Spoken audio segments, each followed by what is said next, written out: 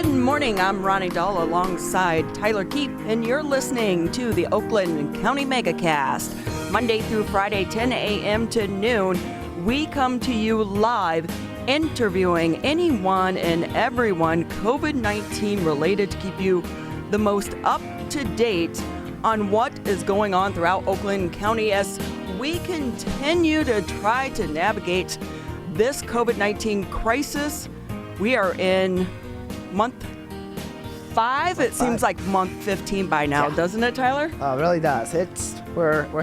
We've passed the 5-month mark officially. We're heading straight on toward month 6. It just feels like it's taken forever. At least we are able to get outside a little bit more. That's the nice. Weather has been amazing for us here in Michigan this summer, allowing us to get outside because April was, I'm telling you, I was going crazy. How much Netflix can a person watch? I have my favorites, but you can get burned out on that. Oh, yeah. So let's go ahead, and what we want to start off today on the Oakland County Megacast is if you head over to Civic Center TV, that's where we post the latest headlines every morning before we come into the studio so that we can try to keep you up to date on everything that is happening here throughout Oakland County. And so we are going to start today. Michigan is requesting additional unemployment benefits. Michigan is asking the federal government to provide jobless residents with $300 a week in extra unemployment benefits to replace the $600 per week pandemic bonus that expired in late July. Unable to reach an agreement with Congress on another federal relief package, President Trump signed an executive order to make extra unemployment funding available through the Federal Disaster Relief Fund. Now, if approved by FEMA, it's not clear yet how long it would take the Michigan Unemployment Agency to make the benefit available to the residents. And, already the unemployment agency here in the state of Michigan, this has kind of been chaotic because they've had so many claims that they're trying to process and delays in that just, prior to this. But this money is definitely needed by a lot of families in the area. It is needed, and the $600 expiring, it's definitely going to it's definitely already starting to take a toll on people that are not back in work, have not found that new work, or were struggling to make ends meet even before the pandemic, despite having a job. And for those that argue consequently on the other side that $600 extra benefit on top of Michigan's benefits from the federal government is too much, this is reducing that by half while supplementing the marginal amount of money that's being provided by the state of Michigan, which makes the wages that these people are going to be taking in from unemployment more livable. We did hear from a lot of businesses prior to the $600 expiring was that they were having a hard time getting employees to come back because they were making more money on unemployment. However, what they are saying now is some of these businesses are starting to suffer because people were actually spending the money at area restaurants and businesses. So that is going to continue to possibly be a little bit of an issue there. Yeah, and it's definitely going to take a hit. People are going to be a little more frugal if they're bringing in less, $300 less each week from the state and the federal government. But people need to be able to make ends meet and live, and especially now with eviction moratoriums being lifted in the state of Michigan and across the country. People are using that to keep a roof over their head in the hottest months of the year, and as we're approaching the colder months as well. Next, we're going to head to East Lansing, your world here, Tyler. MSU switches to remote learning. Michigan State University is switching its fall class schedule to remote learning and has asked students who plan to live in the dorms to stay home. In a public letter to the MSU community, the president said the current status of the coronavirus pandemic, including recent outbreaks at other universities, caused the change in plans. MSU originally had planned for a hybrid learning model of in-person and online classes in the fall. I don't think this is really a big surprise. We're seeing this at Notre Dame as well as UNC Chapel Hill. Some of those students had just moved into campus last week, and now they are moving out today. So they are asking the undergrad students, stay home. Yeah, it's not surprising at all. And I saw a couple of posts yesterday in response to this from current students and from current faculty as well. One student had said, in a post I had seen, had said, I'm glad they made this decision 8 days out, a couple weeks out, instead of a couple weeks or a couple days into the semester after there had been an outbreak. And then a former professor of mine, a faculty member at MSU, had said that they were really relieved, actually, by this. They were scared about coming back, worried about coming back. They had been taught how to sanitize their classroom after each and every class, and told that it essentially depends on your students following all those guidelines in the classroom and out of the classroom, which is out of their control. So reassuring for those that were worried about coming back, but also a good move by MSU, by the university, in order to take the precautionary action instead of reacting to an outbreak. Also making news on civiccentertv.com, a different story as of right now at the University of Michigan. Some University of Michigan faculty and staff members protested in-person learning, saying it's not safe to have students living together, especially crammed into student apartments throughout Ann Arbor. They worry about parties and students bringing in COVID-19 from across the country. The university says about 70% of its classes will be offered with some sort of remote option when classes start August 31st. So right now at this time, U of M is not changing its plans. I'm guessing, though, this is going to change. What do you think, Tyler? I think it will change also. I think that U of M's waiting on making that decision until they feel that they absolutely have to. They have provisions in place to protect the students, and it ultimately, again, goes back to whether or not the students, the staff, visitors of the university are going to follow those guidelines to a T, or as best as possible, in order to prevent the spread of the coronavirus. But as we're seeing, a lot of these schools that have already come back to in-person learning have outbreaks. I think that as more of that becomes evident in the coming days, in the coming week, and more universities make a similar decision, that the University of Michigan won't be far behind. So I have to say I've seen some of the pictures and video that's coming out on the national news at universities across the country, and it's like COVID-19, what concern? This is just the way it is. But what's going to be interesting about this is you're so late making these decisions. The students, a lot of them, even the ones that are living off campus, have already had leases in place. So will they still stay on campus, especially if they are living off campus, or will they return home? That's going to be an interesting thing that we'll have to wait and see it play out. So also making news on Civic Center TV, we're going to stay in Ann Arbor for this next story. Parents of University of Michigan players have written a letter to Big Ten's commissioner and the university president with a list of demands, including that college football be played this fall. The group of parents has joined a letter-writing campaign with parents from other Big Ten schools. Ohio State quarterback Justin Fields released a petition asking the Big Ten to reverse its decision. It had over 200,000 signatures on the first day alone. I think when I checked this morning, it was like at 280,000 signatures on that petition. Tyler, I don't think they're going to change it. I know people want football. Some of the players are arguing that they feel like they would be safer if they were on college campus, maybe put them in some type of bubble.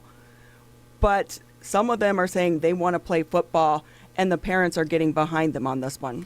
Yeah, I can see both. I can see the angle from both sides. This and sympathize with both sides in this argument. I think that the Big Ten, maybe they made the decision a little bit prematurely, but I also think that the players aren't thinking about the full scope of liability with this that the universities are considering, that the Big Ten is considering because of the fact that these are amateur athletes. They're not getting paid to play these games, and yeah, they could hypothetically sign waivers where they're essentially signing their life away in a sense, and saying that, hey, if I get COVID, I get COVID. I want to play football. But you also have to think about who overall that benefits. It's going to benefit the top players, not the middle tier and the lower tier players. It's going to benefit the players at the top universities and the top programs in the country, and not those at middle and lower tier programs, all of whom are going to have the same risks. So while I sympathize with these players and their families and football fans that want to see college football in the fall, I think the Big Ten is going to stick to that decision. So you can find all of that and more on civiccentertv.com. One of the other things, we are making it easy for you to navigate this pandemic. You'll find resources from the CDC as well as the state of Michigan and throughout Oakland County. And it's just nice to have everything all in one place for you to be able to go, so you don't have to search individual websites that are out there. We are going to take a quick break here on civiccentertv.com. Just a reminder, you can watch and listen to us on Civic Center TV, Birmingham Area Municipal Access, and you can listen to us on the radio, 89.3 Lakes FM, 88.1 FM The Biff, and today you can also head over to my journalist page, Ronnie Dahl, and you can watch us live there as well. So we are making sure that you have access to all of this great information. And when we come back, we have a lot of exciting guests. We are going to be talking politics, production, and protest today on the Oakland County Megacast. Hi, my name is Kurt Lawson, and I'm the Public Information Officer for West Bloomfield Township. We wanted to reach out to you, our older adults, to provide information that you may find useful during this difficult time. We want to ensure you that West Bloomfield Town Hall, our Waters and Utility Department, West Bloomfield Parks, and our police and fire departments continue to work hard on your behalf. Information and resources can be found on the Township website, the police Facebook and Twitter, or call West Bloomfield Park's COVID-19 Help Hotline. Please remember to keep your social distance of at least 6 feet, wear facial coverings when you leave your home, and wash your hands for at least 20 seconds with soap. These precautions will help keep you safe during these difficult times. As rivals, we don't always see eye to eye. Like who scored the best recruits? Who's gonna be who? And whether we wear green or blue. But one thing we can all agree on to help stop the spread of COVID-19. Wear a mask. Wear a mask. Wear a mask. wear a mask. Wear a mask. The ball's in your court, Michigan. Welcome back to the Oakland County Megacast. I'm Ronnie Dahl alongside Tyler Keith, and you are listening and watching the Oakland County Megacast on civiccentertv.com. We are coming to you live from our studios here in West Bloomfield. We are going to shift a little bit and let's talk politics. We have about 89 days maybe away from the November election. Michigan definitely a battleground state. The political scene here is heating up. Documenting it all is Zahra Ahmad. She is with MLive. So much to talk about. I have to tell you, it has to be an exciting time to be a reporter covering all these issues here in the state of Michigan. Yeah, definitely. It's great to be a reporter right now. I think this election time is always exciting for reporters, and it's a good thing. We are trained to be versatile. Tell us a little bit about, there are so many things going on. How do you prioritize what's getting covered and how to cover it? Yeah, so luckily I work with an amazing team at MLive. So we have a few statewide reporters that are reporting on politics, and usually, since I'm new to the statewide team, I'll pick up what they need. I primarily focus on the Secretary of State and things that have to do with that part of the election. So absentee ballots is something that I have been reporting on thoroughly. And then right now I'm helping Emily Lawler, who is known for being an amazing political reporter. She's working on the AG's decision to move forward with the lawsuit against the UPS or USPS, despite other states kind of backing down after they announced they would not be making changes prior to the election. How do you keep up on everything? Because it is changing not only day by day, but hour by hour as we head into the November election. How important do you think the state of Michigan is going to be for the presidency? I think the state of Michigan's always huge when it comes to presidential elections. In 2016, we saw how that played out. And I think just by watching DNC and keeping up with things on Twitter, it's still going to be prioritized. My coworker, Malachi Barrett, has been reporting on that extensively. And he has a story coming out today explaining why Biden believes that Michigan is still one of those states that the Democrats really have to focus on.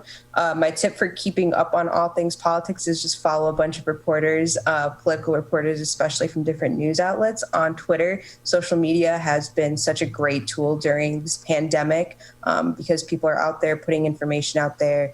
And most of the time you'll get your information from a reporter that's breaking on Twitter before it even hits the press. So that would be my number one suggestion, is just get on Twitter and follow all of your local reporters because they know exactly what's going on.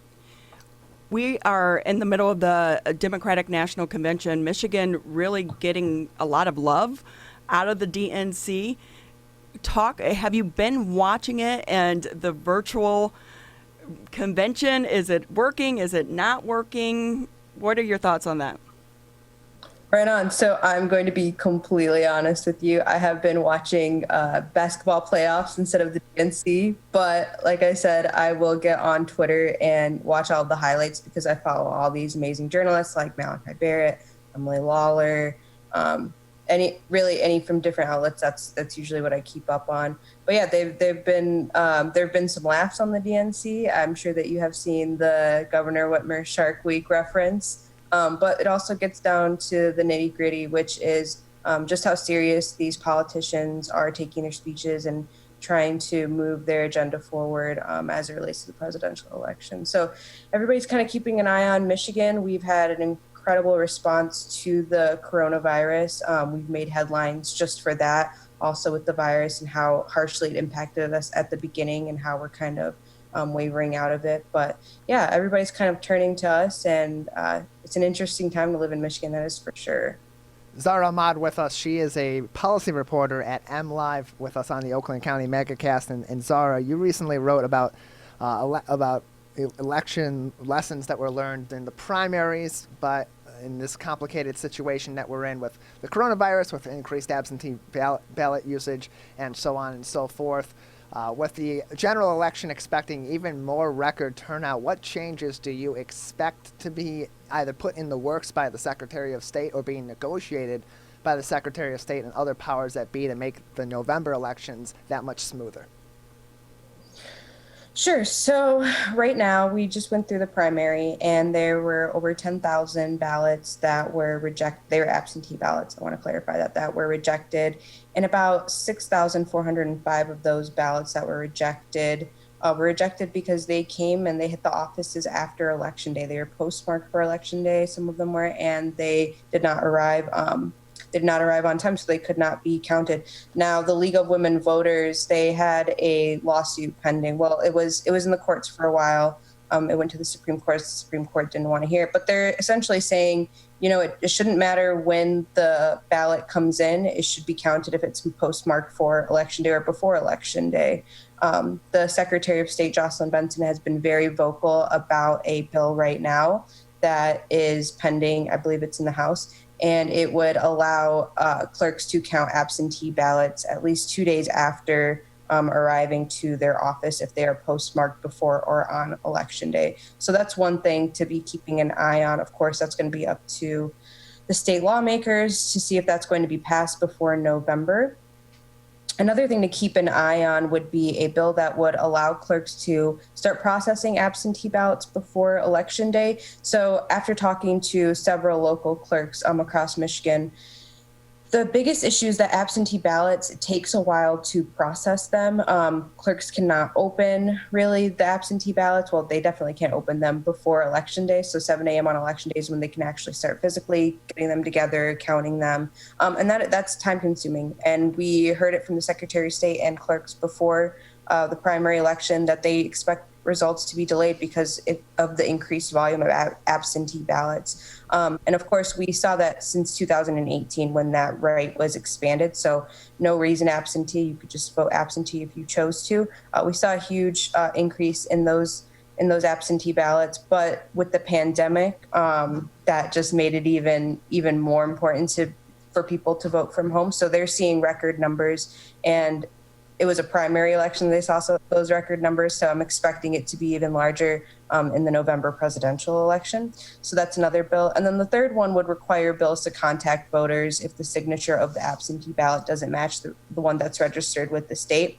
Now, of the 10,000 absentee ballots that were rejected, 80% were due to either them coming in late, so after election day, or because the signature didn't match or there were issues with the signature. So that would just make sure, right now clerks aren't mandated to check with people if the signatures don't match, but it would mandate clerks to do that. So it's just another precautionary effort that would ensure that the person's vote is counted. So those are 3 bills right now that are kind of just sitting there. If they get passed by November, it seems like clerks would be really ecstatic about that because it just helps with the process, but we'll see what happens. I know that we have also talked at great length with several of the clerks throughout our area. It's been really hard for them to get poll workers during this time as well. In your coverage, did you see any issues with shortage of poll workers or polls not opening because they didn't have enough people to assist in that? Yeah, so in Flint and Detroit, there were issues with some clerks not showing up.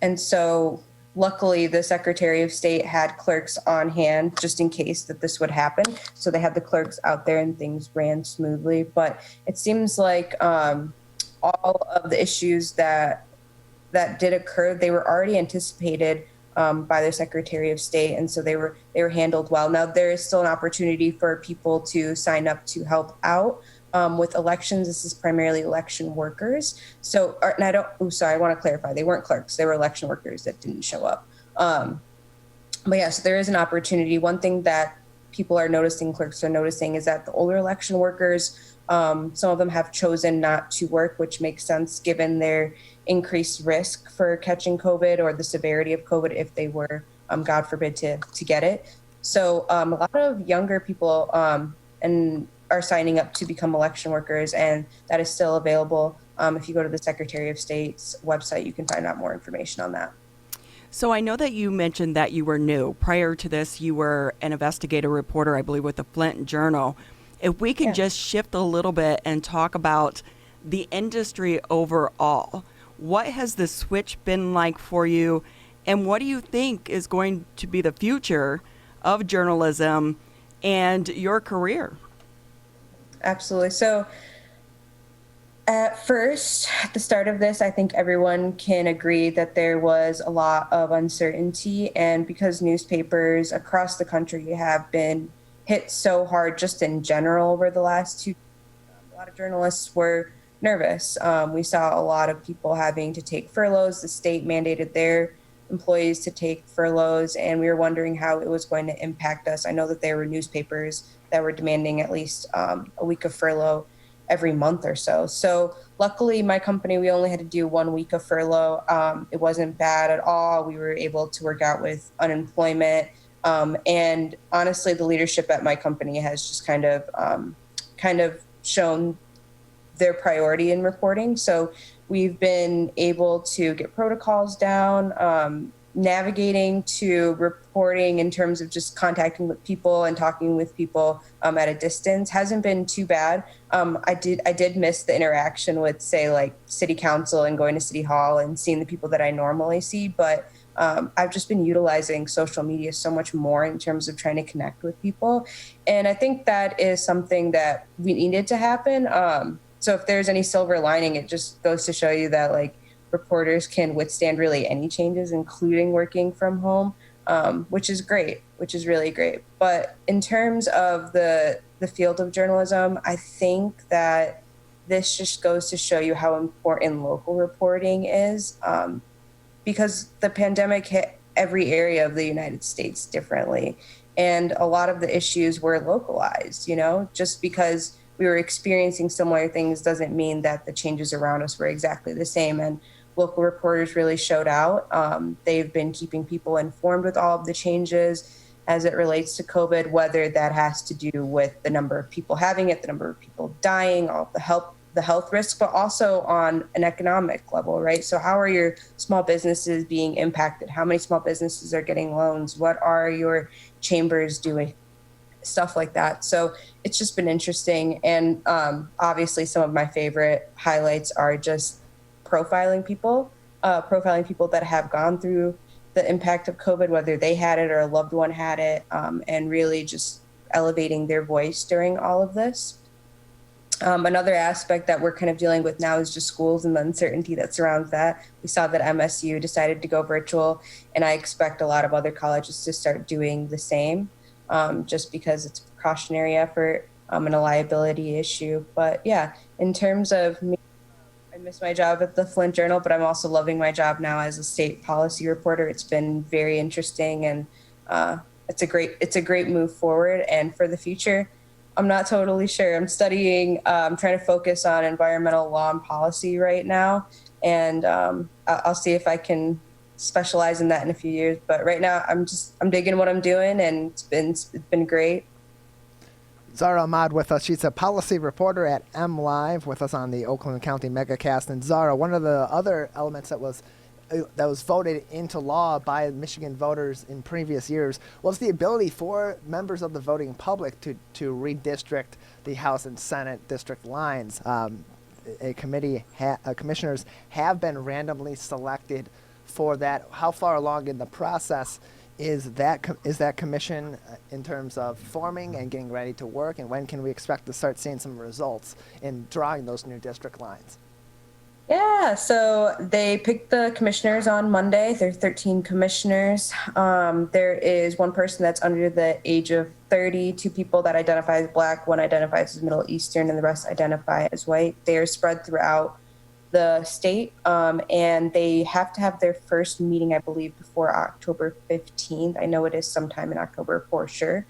Right now, it's just kind of getting in contact with everybody and making sure that they have the availability to do so. They're required to have 15 meetings, I believe, before they, while they're serving. They're being compensated. Each of them should be receiving $40,000 for their efforts. And the redistricting is going to take place before the 2022 election cycle. So look forward to that.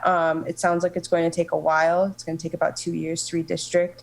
They'll be having meetings and public hearings. All of their meetings have to open to the public. So it seems like the public is going to have a huge role in how the state's going to be redistricted. And it seems to be like there's a lot of excitement around it. It's never happened before. And I believe that other states are kind of turning to Michigan again. Michigan's being spotlighted because it's so new. And I think Michigan's really going to set the example for how this process could go. Real quickly, before we let you go, anything that you're working on that we should look out for? And also, do you want to share your social media so that people can start following you?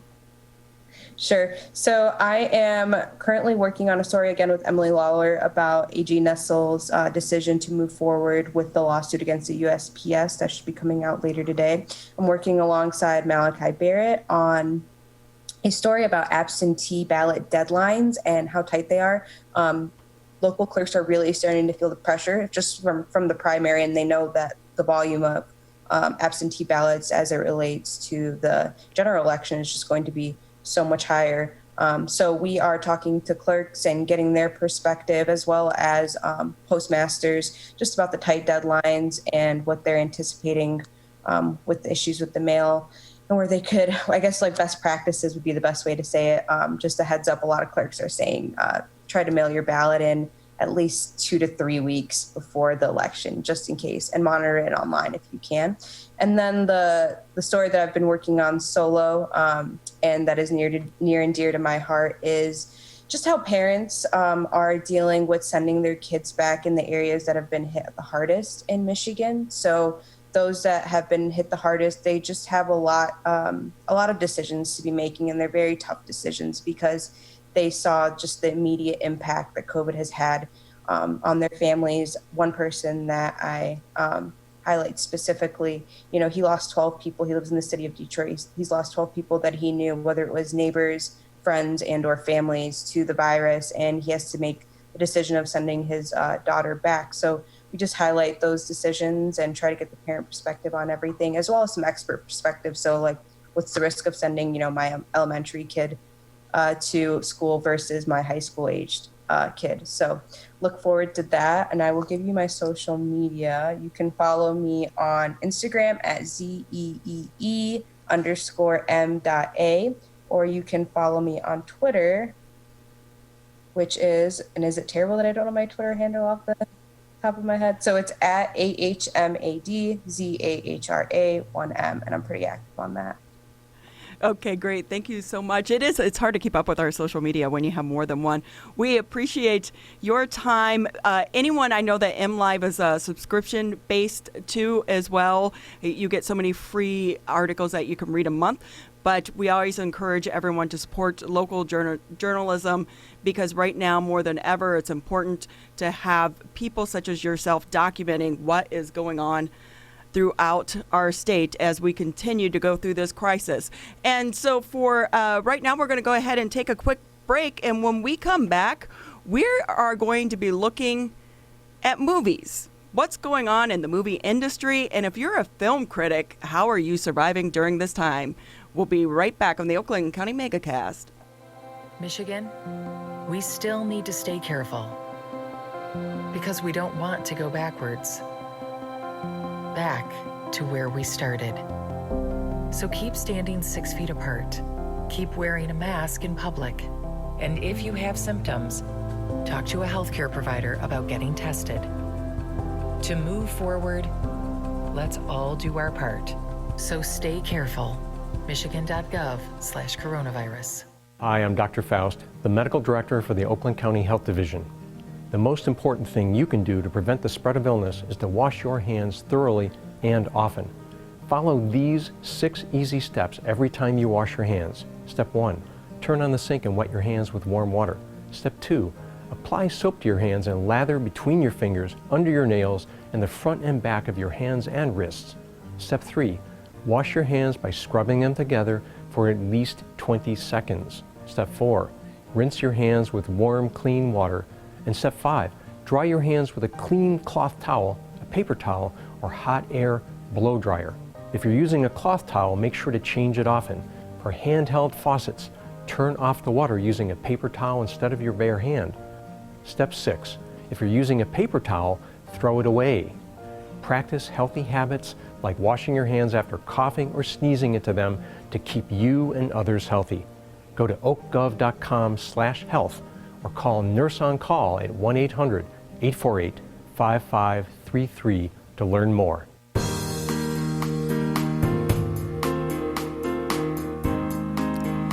Welcome back to the Oakland County Megacast. I'm Ronnie Dahl alongside Tyler Keith, and we're coming to you live from our studios here in West Bloomfield. You know, Tyler, COVID-19 really sent Tinseltown into a tailspin. Production was halted. Theaters were ordered closed. Here in the state of Michigan, we still cannot go see a movie on the big screen. What makes it interesting is if you're a film critic in the middle of this crisis, how in the world do you survive? So let's go ahead and bring in Nate Adams. He is a film critic. And Nate, what are you reporting on? Anything new out there other than Netflix? Well, it's actually funny. So this week, there's a movie coming out on Friday. It's called Unhinged, and it stars Russell Crowe. And it is the first new major release that is hitting theaters since the theaters closed in March. Obviously, here in Michigan or in certain parts of Michigan, we don't have access to movie theaters. So you can go to a drive-in and see it. There are drive-ins across the state that are open. For me, some folks might not be that far away from Ohio. If they want to take like a 30-minute drive and go see it across the border, they can. So that's been the big movie that's coming out this week. And it's kind of noteworthy because, like I said, it is the first major release that's coming only to theaters and not like a streaming service since March. I know production was halted. Some companies are trying to get back on the sets and start filming again, but how long do you think it's going to be before we're going to start seeing some solid new content come into, the streaming services or even the movie theaters? Well, so there's been a lot of ruckus in the industry now because Christopher Nolan's new film Tenet is slated to come out on September 3rd here in the U.S. It's having a staggered international release starting next week, which for a movie on that scale, a big budget blockbuster, it just doesn't happen because of piracy or people will go online and spoil it.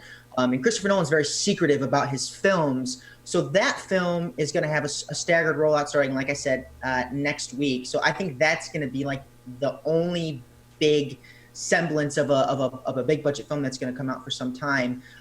As far as like production and stuff's ramping up, I think the best example that I can think of right now, Jurassic World Dominion, which is the sequel to Jurassic World Fallen Kingdom, has revamped production overseas, and they're implementing what the NBA is doing with the bubble. They rented out a hotel exclusively for cast and crew. People are getting rigorously screened around the clock for COVID-19. And so if more studios and Netflix and all these other companies can get that model, because that is the new normal, then I think maybe we'll start seeing new content sooner rather than later. I know FX just finished up shooting the last 2 episodes of Fargo, which was supposed to premiere back in April on FX, but now it's coming out at the end of September. So they were able to get some protocols going. So we are starting to see some sense of normalcy in the entertainment world as far as stuff coming out. But as far as big movies are concerned, a lot of the studios, Paramount Pictures just pushed Top Gun Maverick, A Quiet Place 2 all into 2021. As far as aside from Tenet, which I mentioned, the next big film, maybe Wonder Woman 1984 in October, but I have a strong inclination that probably will get pushed somewhere into 2021. That release calendar is becoming very, very cramped.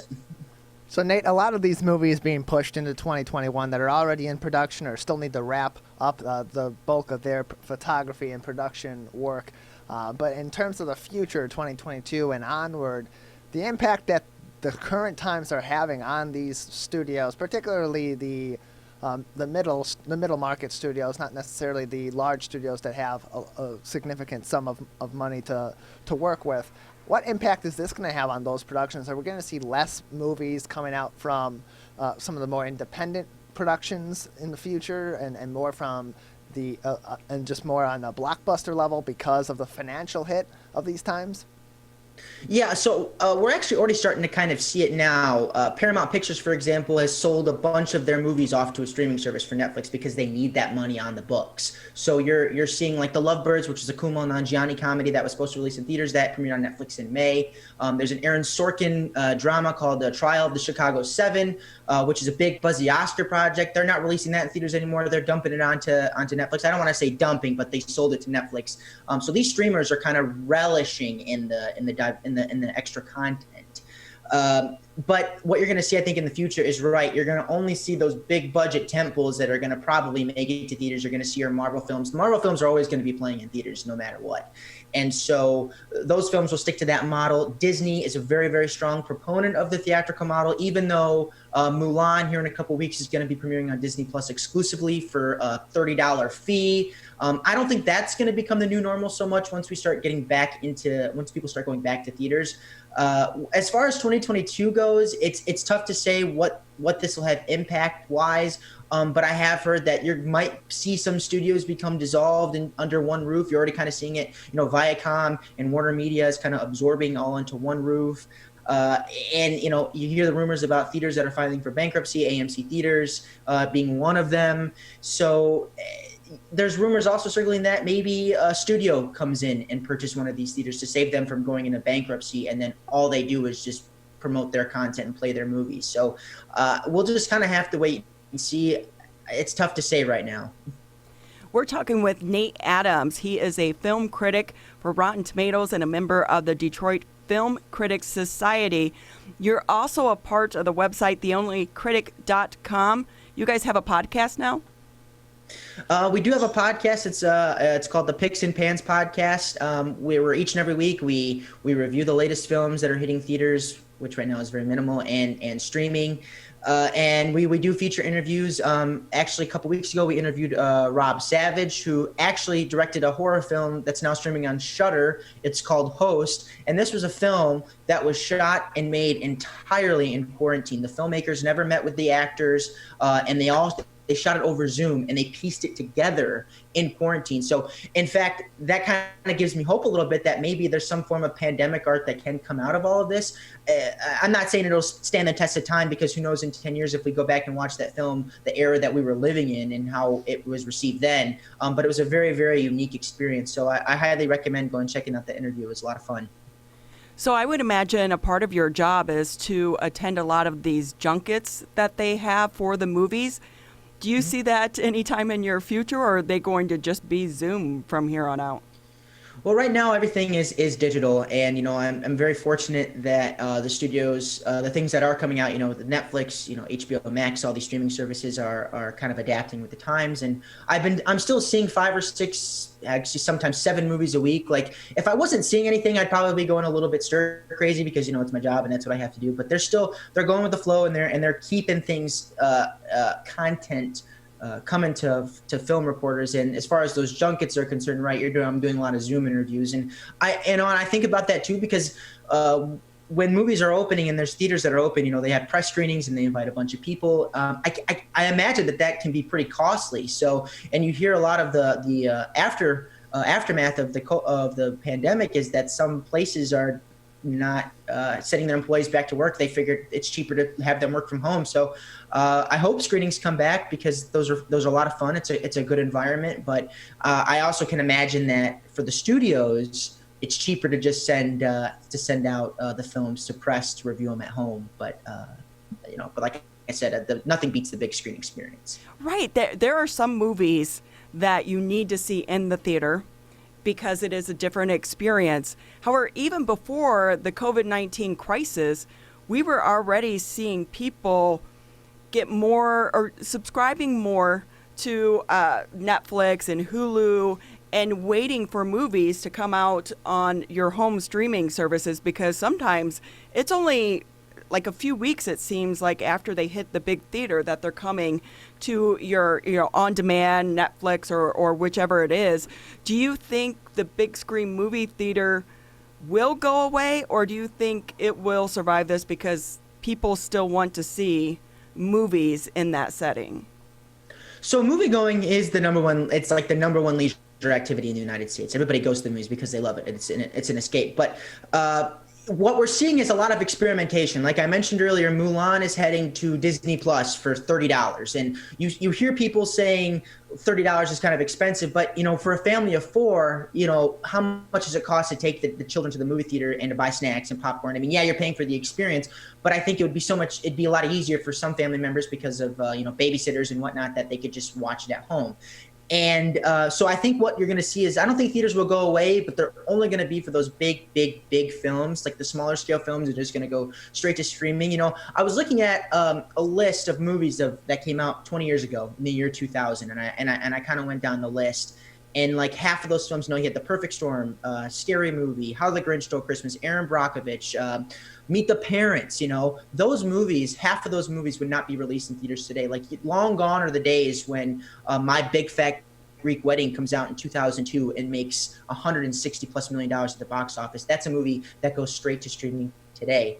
And AMC Theaters, I'm not sure if you guys heard, struck a deal with Universal Pictures that they're now limiting the theatrical window. Usually you had to wait 90 days for a movie to hit theaters, and then you could release it on home video. That's just an agreement that's been in place for the last 10 years. And AMC Theaters recently announced that they're crunching the window to 17 days. So now if, for example, a movie the Universal Picture releases like The King of Staten Island, that will play exclusively for 17 days, which is 2 weeks. And then on the 17th day, they can decide if they want to release it at home to audiences for a premium fee. Obviously, if a movie like, say, their Fast and Furious franchise is doing gangbusters at the box office, they're not going to be so inclined to release that one on streaming services. But it we are seeing the future of what our content coming to us is going to look like for the consumer. And it's kind of been inevitable. There's been talks about this happening for a while, but the pandemic definitely accelerated those conversations. Yeah, I think we're seeing the huge change in how people are watching movies and how they're even watching TV.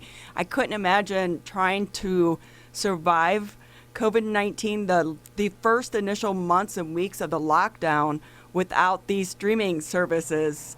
And we have Xfinity on demand, so that's also another revenue or avenue that you can view this stuff.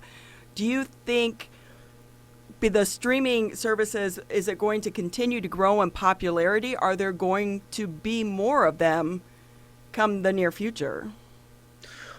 Yeah, so we're kind of wrapping up this end of, there's been a bunch of streaming content that came out streaming services that came out within the last 5 months. HBO Max launched, Apple TV Plus launched in November, Peacock just launched in July, Quibi launched in April.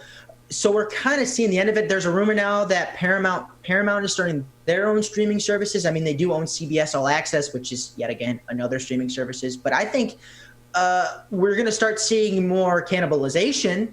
But when you hear Disney on their earnings call a couple of weeks ago saying they now have 60+ million subscribers on Disney Plus when they just launched in November, it's just kind of like this is kind of the future. And Netflix too added 20+ million subscribers this year, when last year they were down 10 million subscribers. Obviously, those numbers are probably elevated due to the pandemic.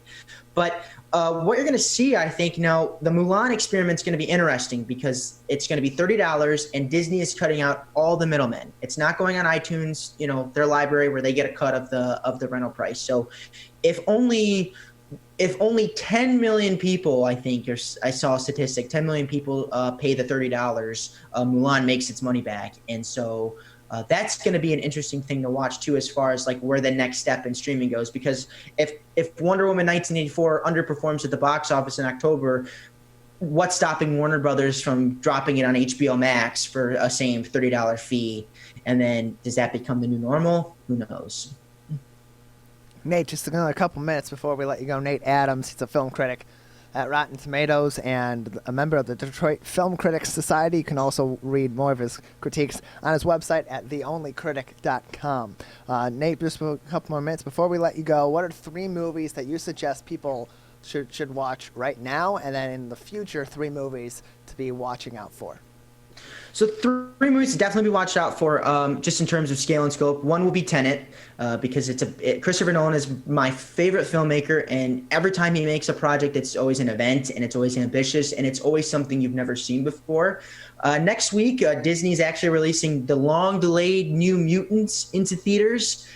And that movie was originally supposed to come out in, I think, 2018, and it kept getting pushed around the release calendar. And I think finally Disney is they're thinking we're going to cut our losses and we're just gonna release it next week. So that's going to be an interesting thing to see as far as box office numbers goes.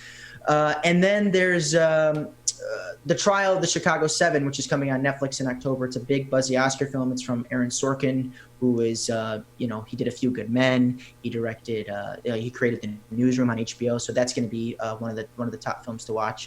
As far as things to watch at home right now, we're not from a lack of content. Actually, one of the best films I've seen this year is now streaming on Apple TV Plus. It's called Boy State. It's a documentary about a convention that takes place in Texas, where hundreds of thousands of young teenagers from across the state gather, and they basically make up their own forms of government. They get divided into factions, Federalists and Nationalists, and they rise the ranks and they make their own government, which was a very, very fascinating character study and social experiment. Another thing, HBO Max just launched a show called Lovecraft Country, which premiered last week. It's very, very good. It ties in, special effects driven monsters, folklore, all that stuff with kind of the race tensions that are happening in America right now. I thought that was very, very good. Yeah. I have to ask you, how many streaming services do you subscribe to? Do you have them all? And which one's the best in your opinion? So I do have, I have HBO, I have Hulu, I have Amazon, I have Netflix, I have Disney. I'm pretty sure I have Showtime. There isn't a lot that I don't have access to.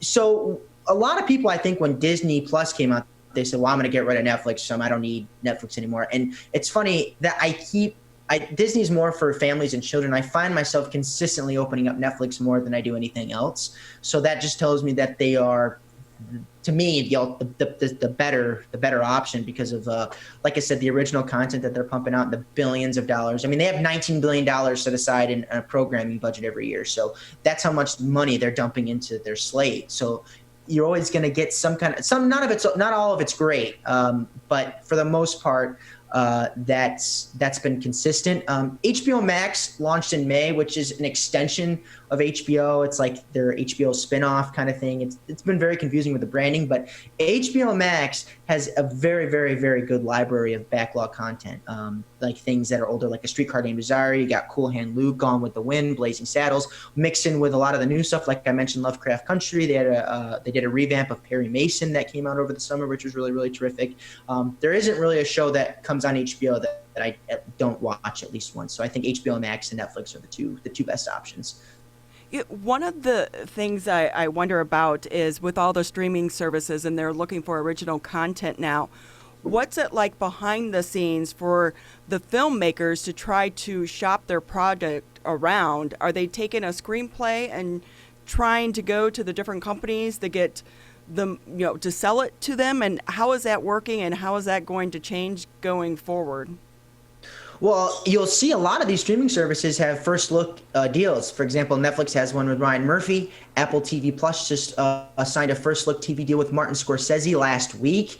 So your HBO, Warner Brothers obviously has Christopher Nolan. So what you're seeing is a lot of these streaming services are trying to snatch up content creators, so that way they don't have to deal with these partners shopping around their projects. And so that's really interesting. But sometimes the studios, like for example Sony, unloaded Greyhound, the Tom Hanks submarine thriller, onto Apple TV Plus. So when the filmmakers realized it wasn't going to be coming to theaters anytime soon, they decided to opt out of the theatrical model and shop it around to streaming services. Which a lot of the time, a lot of these streamers just pick up content that was dumped by other studios or other television networks. It's such an interesting industry. So real quickly before we let you go, we have to ask, if someone out there is looking for something to binge, I just finished Yellowstone. What do you recommend? I do recommend Perry Mason on HBO Max. It's a remake of the popular noir detective crime genre. It starts off a little bit slow, but by about the third or fourth episode, I was all in. It's only 8 episodes. It's quick. It's easy. It's one of the best shows I've seen this summer. So that would be what I would recommend. Nate Adams, film critic, Rotten Tomatoes, a member of the Detroit Film Critics Society. We thank you so much for being on the Oakland County Megacast.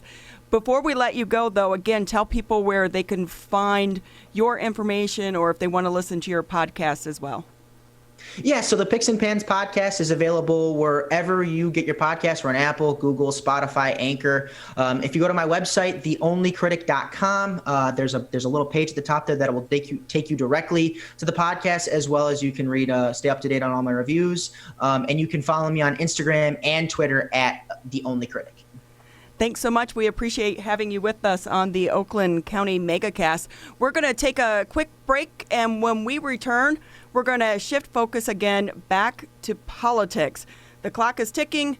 The election is coming soon, but there is going to be a lot of mudslinging in between now and then. You're watching and listening to the Oakland County Megacast. I am Dr. Faust, the Medical Director for the Oakland County Health Division.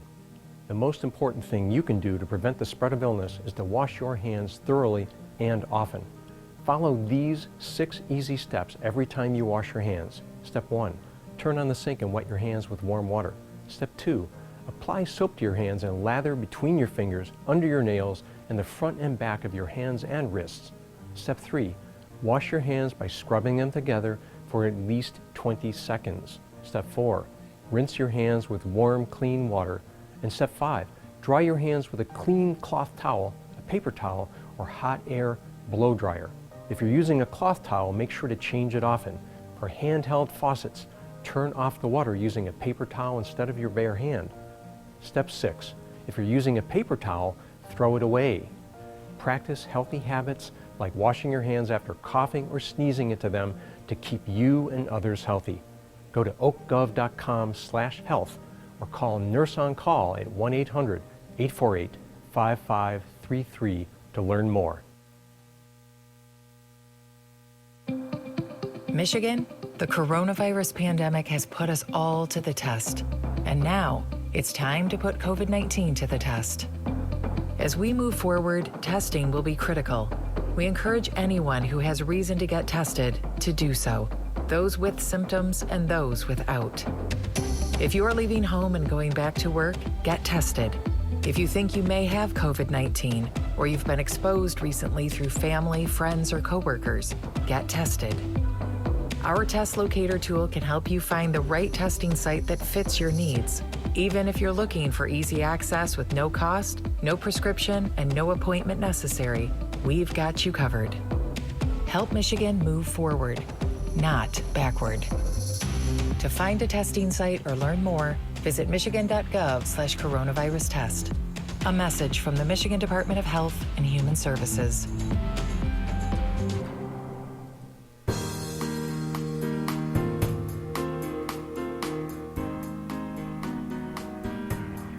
Welcome back to the Oakland County Megacast. You can listen and watch us every single day, Monday through Friday. We bring you 2 hours of live content focused on COVID-19 and surviving the pandemic, as well as everything that this is touching in our lives. It is changing everything that we are doing and how we are doing that. And that does include elections, how we vote, and what is going on. Right now, we're in the middle of the Democratic National Convention for the first time. It's a virtual convention. We are seeing things we thought we would never see before. And to talk a little bit more about this, Professor of Political Science and Director of the Center for Civic Engagement at Oakland University, David Dulio, joins us on the Oakland County Megacast. What a great time to have your job.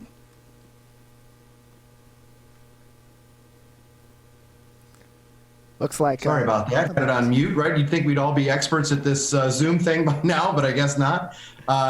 It is absolutely interesting. There's never a shortage of stuff to talk about. If you're a political junkie, this is overload right now. Have you ever seen things? It seems like we're so divided. Is it that way, or is it just we have a 24-hour news cycle? You know, it's both. But we've had the 24-hour news cycle for a long time. You know, it's been around since the dawn of cable news, and if not before. And it's certainly just been exacerbated with the internet, social media really takes it to another level. But the polarization and division is certainly there on top of all that. And I think that they feed off of each other. Your thoughts on the Democratic National Convention. Is the virtual convention working? It's hard. You know, I think it's different than what we are used to seeing. It's different than what we're used to watching.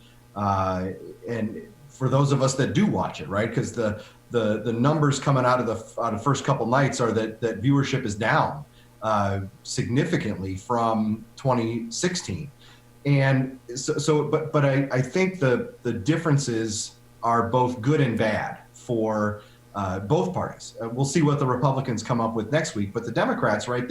So far, well, let me start with the negatives. The one of the problems I think that comes along with a all virtual convention is simply that the pomp and circumstance is not there. Joe Biden is not going to come out on or after his speech on Thursday have balloons and confetti drop, right? It's going to be this Zoom call kind of thing, and the speakers don't have the crowd to feed off of, the applause and cheering that usually comes along with those things. And it reminds me of the out party's response to the president's State of the Union address every January. When we watch those, it's always harder on that individual who's given that speech Gretchen Whitmer did it in January. It was, it's usually to an empty room with no crowd and no applause and no cheering. And that's tough for the speaker. On the positive side, right, the parties have an opportunity to show very well produced, very video friendly content that they're hoping will draw people in and get people to watch. But as I mentioned, that may not be working given the lower viewership numbers we're seeing. David Dulio, professor of political science and director of the Center for Civic Engagement at Oakland University, joining us on the Oakland County Megacast. Were you surprised Governor Whitmer was not picked as Joe Biden's VP? Not really. I think after, in the wake of the protests we've seen around the country over George Floyd's death, I think that there was increasing pressure on Vice President Biden to choose an African-American woman. I think that was something that you could see coming. And, he had a number of very talented individuals that he could have selected from that would fit that category. Certainly, Governor Whitmer has been part of that conversation for months and months and months. And it was pretty evident, at least with some reporting in recent weeks, that she was right there on the list until the very end, having traveled to Delaware to meet with Joe Biden and talk about the opportunity that might have come her way. You're listening to the Oakland County Megacast on 89.3 WBLD Orchard Lake, 88.1 WBFH in Bloomfield Hills. Professor, how important is the state of Michigan for this upcoming election? I know in the beginning they were saying we were going to be the battleground state and it could rest with the state of Michigan. However, we're seeing Biden pull ahead in the polls. Do you think it's going to remain that way, or could this get closer as the election draws near?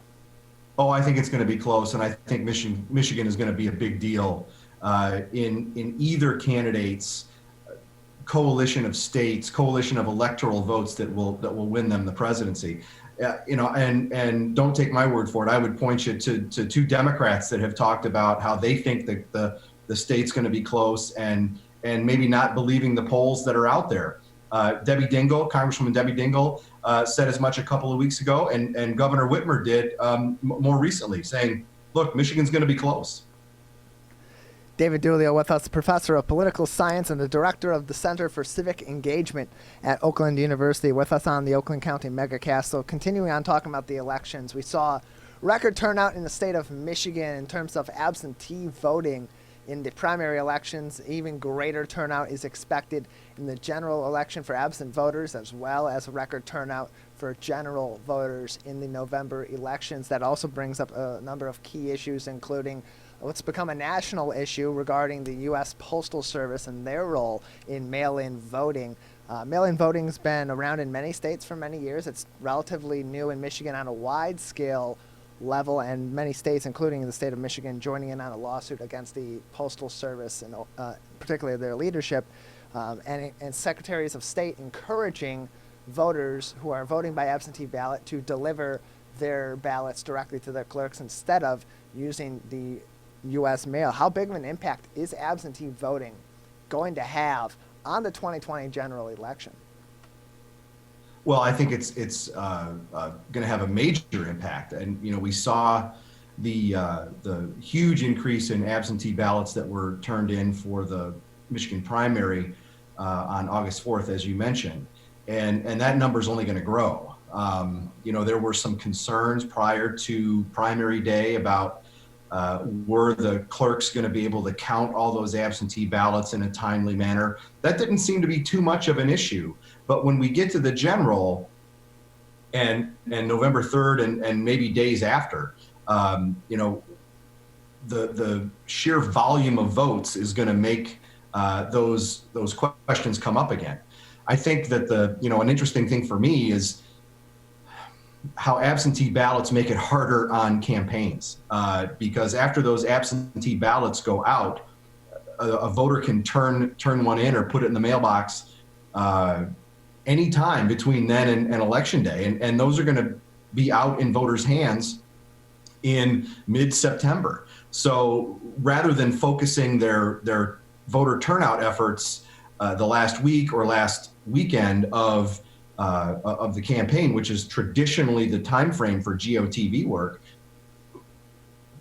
now campaigns have to face 2 months of election days where they really have to be on their game in tracking voters who have requested an absentee ballot, identifying whether they are a supporter or not, and communicating with their supporters to get those ballots. And it makes it much more difficult for campaigns in terms of resources that they need to make contact with those voters and track who's turned in an absentee ballot and who hasn't. Professor, I never thought I would see the U.S. Postal Service be the target of such a political mudslinging fight. Will the agency survive? And is this hype going into the election, or is there really a concern that this is a form of voter suppression? Well, I think that there's a lot going on in this discussion, right? So let's talk about a few things that are known, right? One, I think it's a bad look for the Postmaster General when he is a Trump donor, right? To be making some changes that he says, have been in the works for a long time. That's fair. But as I said, it's a bad look for the link to be there. However, Postmaster General is not appointed by the president. Postmaster General is approved by the Board of Governors at the United States Postal Service. And that is that board is made up of presidential appointees, both Republicans and Democrats. And he was approved unanimously when he took the job. So including with some Democratic support. So that's important. I think that there's concern over, will the mail get there on time? And that's a fair question. Your guess is as good as mine. I think that that's something to keep in mind. And if voters are going to vote absentee, get your ballots in early. But at the same time, right, it's tough because those ballots will go out and could be sent in very early on, as we said before, and with a long time to go in the campaigns. And something could happen, and if a voter has put their ballot in, they can't get it back and change their mind. In fact, the ballots are going to be out there, absentee ballots are going to be out there before the first presidential debate. And if somebody turns their ballot in and then watches the debate and says, well, I'm changing my mind, well, it's too late. One other thing too, I think that there's been some discussion about pictures of mailboxes being in the back of trucks, and folks have said, "Oh my gosh, there's the Trump administration; they're taking mailboxes away." Well, that's a long-standing practice at the post office. In fact, in the Obama administration, I think a time frame of 2009 to 2011, or it might be 11 to 14, 14,000 post office boxes were taken off the streets in those same trucks. So that's not a Trump thing, right? That's something that the post office has done for years and years and years. And you can look that up in the Washington Post article from a few years back about that. So there's some things that need to be sorted out when we talk about these things. It's so important to have people such as yourself with the knowledge.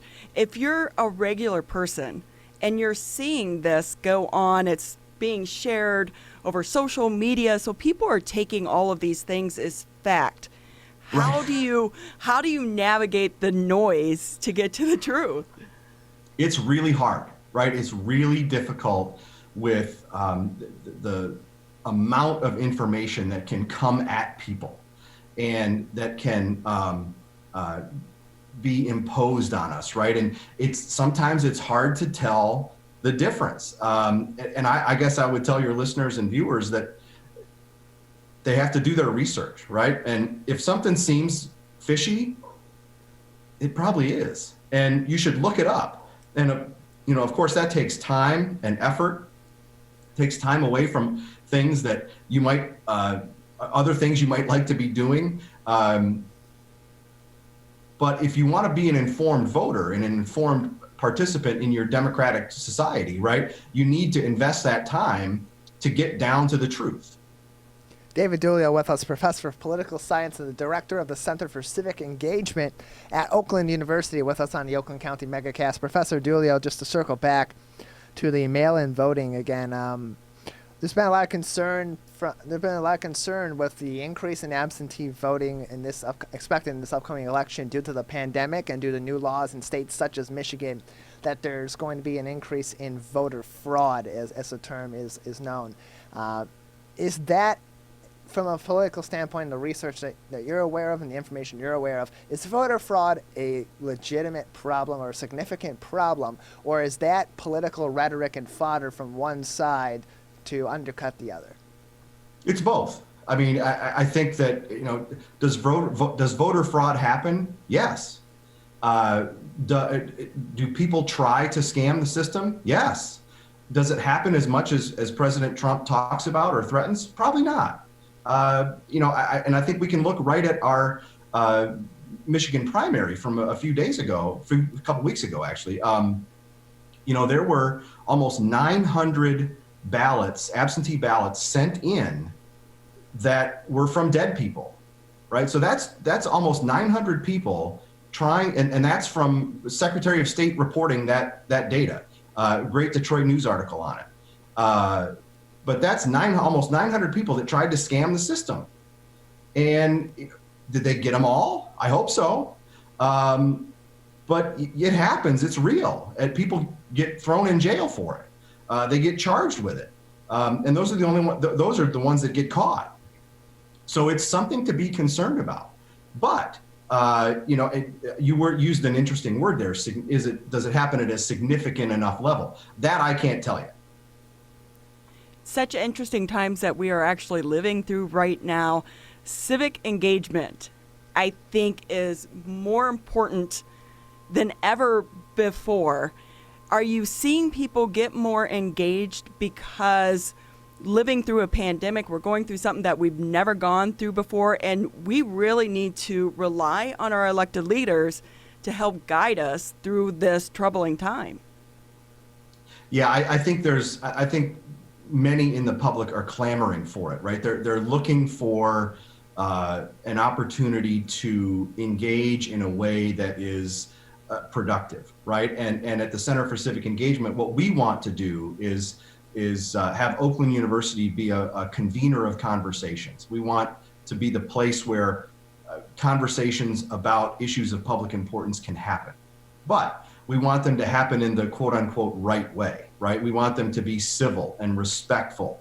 And because that's what's missing, frankly, right? And we want to be at the center, the antithesis of cable news, right? Where it's a bunch of yelling and screaming back and forth at each other. So, and we have a number of things coming up throughout the fall related to the election that will allow folks to do that. I would say to any listener or viewer out there, you can always get get information on our stuff through our Facebook page. We're at OUCCE.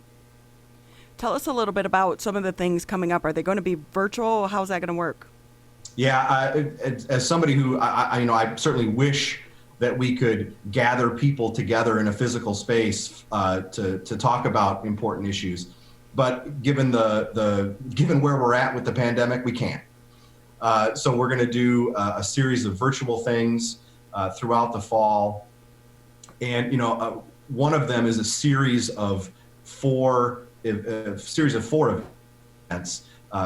I'm calling them office hours because they feature OU faculty experts on a variety of topics that are at the center of our discussions these days.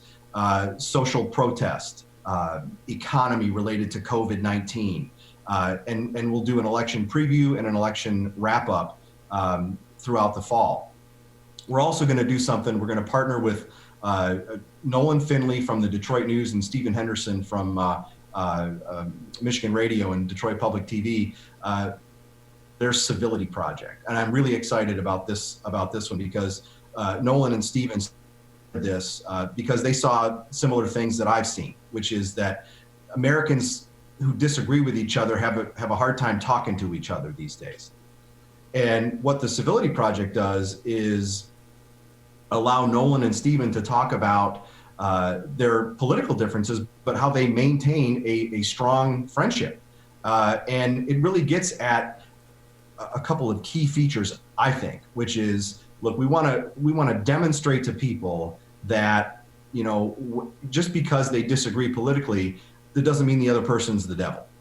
And Nolan and Steven do a great job of that through this program. It just allows us to demonstrate and model behavior for folks to give them an example of what they can accomplish with their own friends and family members when they disagree. Yeah, Sunday dinner at a lot of tables haven't been quite so pleasant since all of this has started. And that goes into how do we have those conversations? Because you have some people, they're afraid to say anything. Right. Because it makes you, it's like no one can get out how they feel. And is that a big detriment to our society? Because if you can't have a conversation around a topic, then things don't change. Ideals don't change without those conversations. Yeah, it's a huge problem because if we can't talk to each other, we can't solve problems as effectively, right? And I think that one of the big issues is that a lot of folks tend to start where they disagree. If we could start a conversation with things that we agree on, we'd probably be able to get to a solution a lot quicker, right? So it's about how those discussions take place and trying to find the best way forward, really. We're talking to David Dulio. He's the professor of political science and director of the Center for Civic Engagement over at Oakland University. You have a lot of great things coming up for the fall. I know I'm going to be tuning into that. We have just a few more minutes with you before we let you go. Anything you want to touch on? I mean, we are about to go into a new school semester. What are you telling your students during all of this? Well, OU starts classes the first week of September. So when I go into I'm going to be in the classroom. If we're allowed to do that, I'm going to be in person. And I'm happy to see that a number of my colleagues are going to do the same thing. And the last I looked, we had about 30% of our courses are going to be in person. And of course, that comes in the wake of Michigan State yesterday saying that they're going to go all online. I truly hope that we're able to have some in-person education this fall. But we're going to do it with all of the precautions that are necessary, masks in the classroom, social distancing. I have one of my classes this semester is going to is slated to be in a room that would hold 45 people, but we're only going to have 19 in there. So it's a way to keep people separated, masks on. There's going to be a great deal of testing that happens on campus with students that are slated to live in the residence halls. It's been really great to see the lengths to which the OU administration is going to keep students as well as faculty and staff safe on our campus. Are you worried that some students are maybe turning away because remote learning is just not the same as in-class learning? And like so many of your subjects that you teach, it's about the dialogue, and you can't get that through Zoom all the time. It is, and it's really difficult to, if not impossible, to recreate the dynamic that happens in a classroom with instructor and student having and heck, I would even say it's the more valuable discussion is student to student, right? There's a bunch of different ways that students can learn material. They can learn from me, they can learn from the books, but they can really also learn from the interaction between them. And without an ability to have that dynamic interaction take place, there is something that's lost. David Dulio, we thank you so much for being with us. You know, you're always just like a wealth of knowledge about politics in general, about Michigan politics, but also so many other things going on in our society right now. So we appreciate the time with you this morning and you sharing your knowledge and your wisdom. David Dulio, Professor of Political Science, Director of the Center for Civic Engagement at Oakland University. And again, you want to go ahead, check out some of the events that they have coming up in the next month for the Center for Civic Engagement. I think we can all learn a few things from them right now. So we're going to take a quick break. And when we come back, we are going to be speaking with the co-lead organizer of the Black Lives Matter movement here in the city of Detroit. You're watching and listening to the Oakland County Megacast. Michigan, we still need to stay careful because we don't want to go backwards, back to where we started. So keep standing 6 feet apart, keep wearing a mask in public, and if you have symptoms, talk to a healthcare provider about getting tested. To move forward, let's all do our part. So stay careful. Michigan.gov/coronavirus. Michigan, we're calling on you to save lives. Don't ignore it. Don't let it go to voicemail. It's urgent. In fact, it's critical. Because if you've been in close contact with someone who tests positive for COVID-19, you may have been exposed to the virus. And you could get a call from My COVID Help or your local health department. So please answer the call to learn how to protect yourself, your family, and friends. We're calling on you to stop the spread of COVID-19, to make it safe to reopen businesses and help Michigan move forward.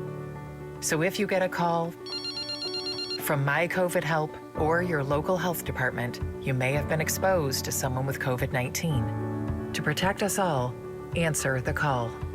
Learn more at michigan.gov/contain-COVID. A message from the Michigan Department of Health and Human Services.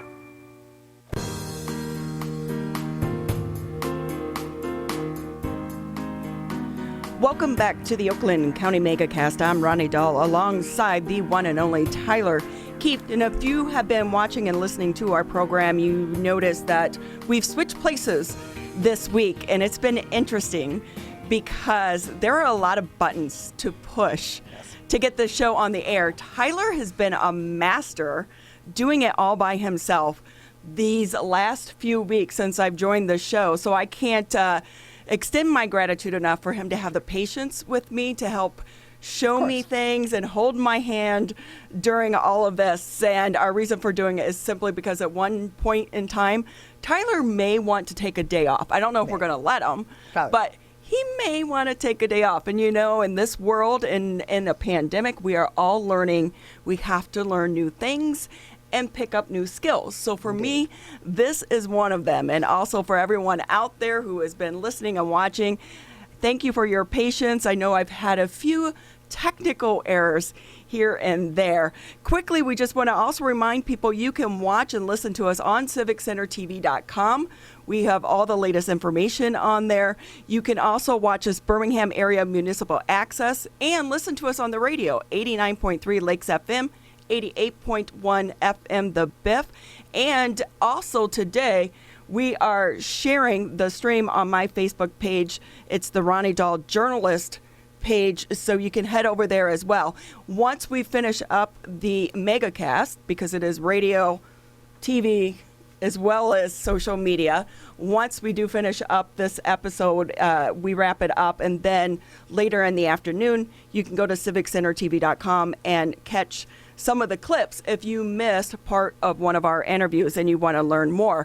I'm excited to learn more from our next guest, John Sloan III. He's the co-lead organizer for the Black Lives Matter Detroit chapter. John, thanks so much for being with us on the MegaCast. It's nice to have you. Hi, how are you? Thank you for having me. So tell us, what is the purpose? Black Lives Matter is in the news so much right now. What is the purpose? I think sometimes the message can get lost. So we want to hear it from you. What's the purpose? What do you want to accomplish? And is it working? Well, I think my answer to that last part, is it working, is probably a longer answer. What's the purpose? The purpose is to proclaim very loudly that for a long period of time, in fact, for the entire duration of our country's existence, the lives of all citizens of this country have not been treated with equity, have not been valued equally. And in fact, that the system within which we currently live, while there are some amazing parts of this country that I'm sure we all love and we all appreciate, the system in which we all live was built upon a foundation of inherent racism. And that Black lives, Black bodies have been criminalized, have been devalued. And so when we say Black Lives Matter, that is our effort to draw attention to that fact and to rally around a desire and a goal of achieving equity for Black people and for the most marginalized among us. We've seen protests throughout the country. How do we take the protest a step further to make it a part of policy? Yeah, well, thank you for that question. I think a lot of community organizations are already doing that work. So BLM Detroit, as an example, started working, I would say, about 3 months ago, in the very recent aftermath of George Floyd's murder, with a coalition of other community organizations, including BYP, Black Youth Project, the Detroit Justice Center, and a host of other organizations inside the city of Detroit, and to Detroit council members, Representative Raquel Castaneda-Lopez, Council Member Raquel Castaneda-Lopez, and President Pro Tem Barry Sheffield. And we presented 2 weeks ago to the city a Detroiters Bill of Rights. And the goal with that Bill of Rights is the same as the Bill of Rights to our own United States Constitution. It's to ensure and enshrine in the city's charter certain protections for all of our citizens. And so a lot of community organizations you're going to find are doing work just like this. We're doing advocacy work, on a regular basis, programmatic work on a regular basis. The protests themselves are extremely useful because they continue to focus attention on these issues. And I'm sure as you understand, being the media, the unfortunate reality is that without this continual attention, some of these important issues can lose steam and can lose momentum. So we appreciate, on one side, the energy that these protests provide. And on the other side, we're able to take that energy and that pressure and translate that and leverage that into real, actual policy initiatives and legislative change. John Sloan III with us. He's the co-lead organizer of Black Lives Matter Detroit, with us on the Oakland County Megacast. And John, when you were explaining the overarching purpose of the Black Lives Matter movement, you mentioned equity and equality in the same description, but there is a major difference, and one is being sought after and one is being talked about. What is the difference between seeking equity and understanding equality as it pertains to the Black Lives Matter movement? Sure. So the short answer is that equal means that people are given the same thing. Equitable means that people are given the resources to reach the same goal, even if they're starting from different places. The illustration that you'll see often is that you have two individuals that want to reach something off of the shelf, right? One person is 4'10", the other person is 6'3". If you give both of them a 3-foot step stool, that's equal treatment. You're giving them each the same thing. But the taller person can get there. The shorter person still can't. So the equitable thing to do is to give the taller person the step stool and the shorter person a 6-foot ladder, because that means they can start from different places and reach the same goal. Equality was not a part of our Constitution. And that all you have to do is read it, right? The 3/5 compromise is an excellent example of the lack of equality in our Constitution and in our system.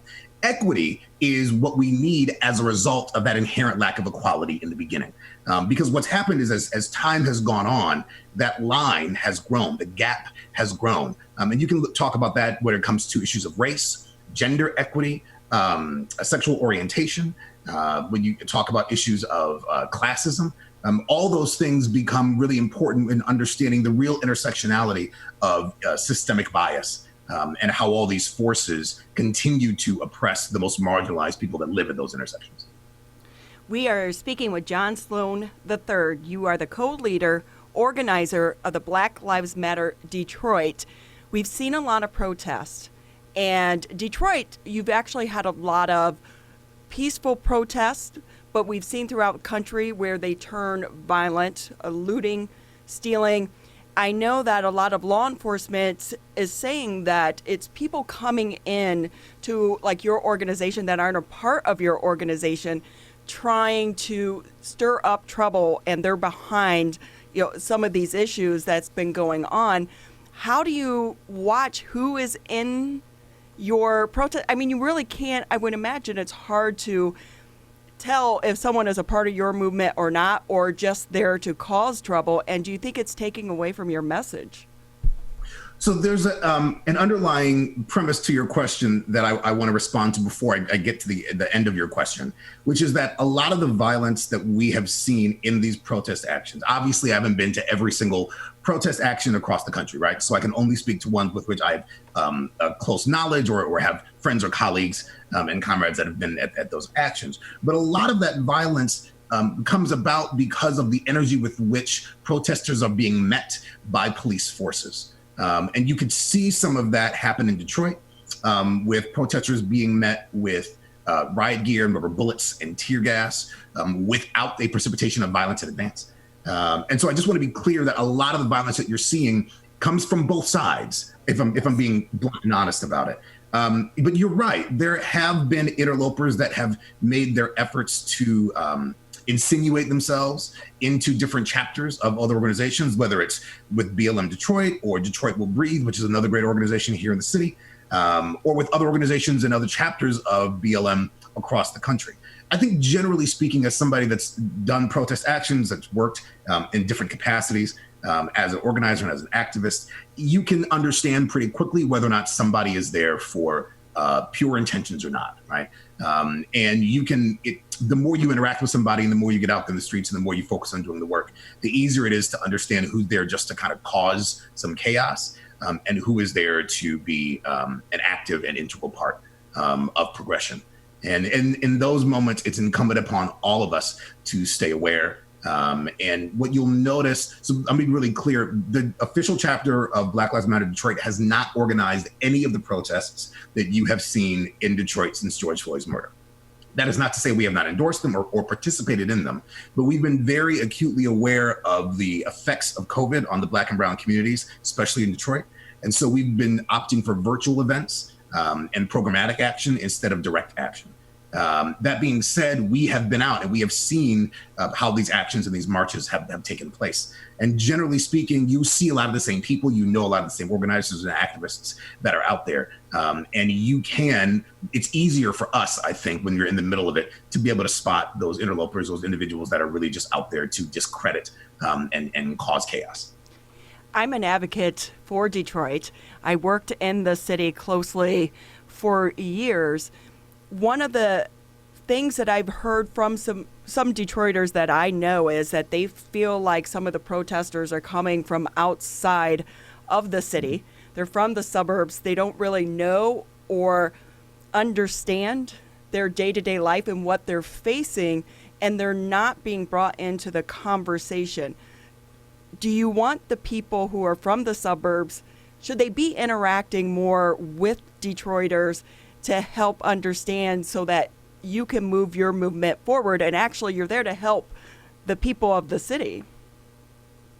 Yeah, so we are actually here to help people, right? Like we're based in Detroit, Michigan, but that's not to say that if somebody, and this has happened a lot, if somebody comes to us from Southfield or Traverse City, that they don't have an equal claim to wanting their Blackness validated and seen and recognized.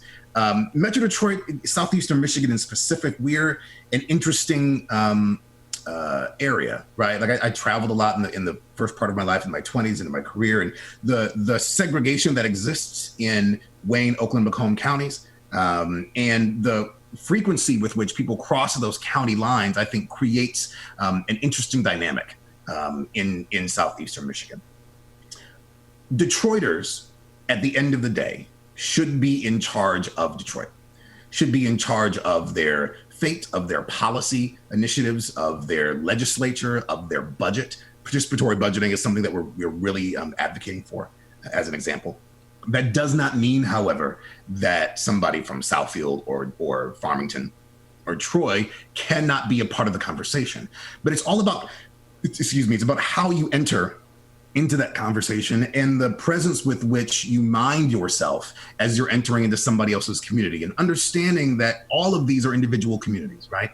So I wouldn't drive to Lake Orion, as an example, which is a city that I don't live in, that I've never lived in, and start initially inserting myself into that conversation without A, being invited, or B, taking the opportunity to learn how the issues happening in that municipality affect me and ripple out. And so I think part of the frustration you feel is when people that aren't Detroit proper residents come into the city and initially insinuate themselves with aggression and without cognizance of how their presence is going to affect the larger conversation and the residents of that city proper. But that's not to say that we don't welcome participation. It's just to say that we ask people do it with a critical mind about how their presence is going to affect the broader goals. John, on the topic of participatory budgeting, there's been calls throughout the country for, as it's quoted, defunding the police. And I think a lot of times that terminology gets lost in a very literal take on the term terminology defunding the police. When those calls are being made, clarify for those that may not understand, what does that mean in the broad sense, and what does the people involved in the Black Lives Matter movement and those that are seeking equity and equality in society mean by defund the police? Yeah, and thank you for that question. So it's when people hear defund the police, I think they initially get a little afraid or apprehensive. The better way to think about it sometimes is divest, invest, right? So if you were to look at the city of Detroit's budget as an example, you're going to see a massive disparity. I don't have the exact numbers in front of me, but I believe for 2019, it was somewhere around $350 million that was put into police departments and public safety, right? With a massive disparity what's put into other departments like neighborhood reform and blight reform and community engagement. When you start talking to somebody about what makes them feel safe, and you say, what does safety mean to you? A lot of people are going to initially start with some very basic things. It means having a roof over your head, right? And consistency in equitable access to housing. It means having job security. It means being able to provide food and clothing for your children. It means being able to know that your kids have equitable access to educational resources. And all of those things contribute to what it means to feel safe. And that's before anybody's ever started talking about crime, right? And I put crime only in quotes because we know as a fact that our current system of policing has a history of criminalizing Black and brown bodies. And so I think we need to be really careful when we start talking about what is or isn't criminal, and who defines that standard for us, right? But we as a movement, BLM Detroit as a chapter, the Movement for Black Lives, and if you're not familiar with that, you can go to m4bl.com. It's a coalition, a table of organizations across the country, across the world that are dedicated to equity for Black and brown bodies. When we say defund the police, what we're asking for is more equity in the apportionment of resources and a redefinition of safety. Pull some of that money from riot gear and from the militarization of police and put that towards fair housing practices. Make sure that modern day redlining can't exist. You're seeing the Trump administration roll back Obama era policies that encourage quote unquote, low income housing to be available in different municipalities. And they're speaking in dog whistles to suburban voters, white voters. So roll back some of those policies. Divorce funding for public schools from property taxes and provide our youth with equitable access to educational resources. So the kids in Detroit have the same access as the kids in Farmington or Troy or West Bloomfield. And those are the types of programs that should be necessary. You should not need a group like BLM Detroit. You shouldn't need a group like the NAACP. You shouldn't need a group like Planned Parenthood. And a lot of those resources can come from a reapportionment of funds. And through that reapportionment of funds, I don't know if you've, I'm sure you have, worked up a budget for an organization. People say all the time, budgets are moral documents. If you want to understand an organization, whether it's a municipality or a Fortune 500 company, you want to understand their ethics. Look at how they spend their money.